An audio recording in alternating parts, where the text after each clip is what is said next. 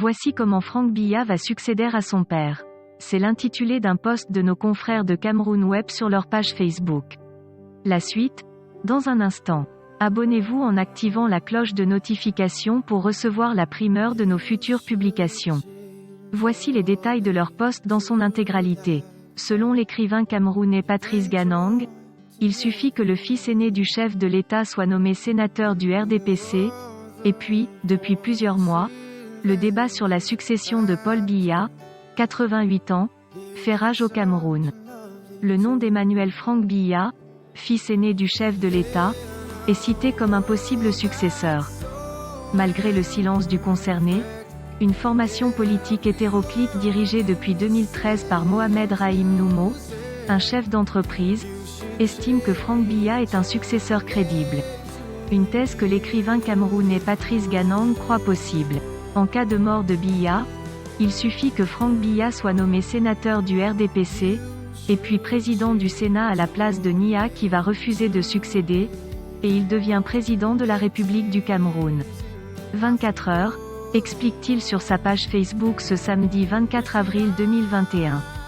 Pour se faire comprendre, l'auteur de Tant de chiens prend l'exemple de ce qui s'est passé au Togo. Faure Eyadema avait été élu président un dimanche, je m'en rappelle très bien, oui, un dimanche en session extraordinaire de l'Assemblée nationale où le parti de son père mort subitement avait une majorité absolue. Dimanche, 24 heures, tout avait été ficelé, le changement de la Constitution par vote de l'Assemblée nationale, l'inclusion de la nouvelle disposition de succession en cas de décès subi, l'inclusion de son nom pour élection. Se souvient-il? 24 heures chrono.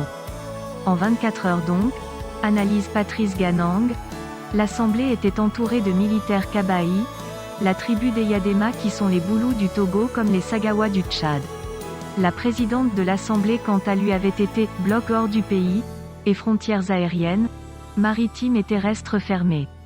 Après modification des dispositions, Faure avait donc d'abord été élu président de l'Assemblée nationale à la place du président, absent, puis président de la République, et puis il avait prêté serment comme président de la République.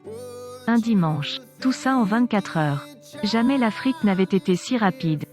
Rappelle l'écrivain camerounais. Veuillez prendre 3 secondes pour liker la vidéo et la partager. N'oubliez pas de vous abonner à la chaîne YouTube, Cameroun Actu et sur le site www.camertv.info. À bientôt pour de nouvelles publications.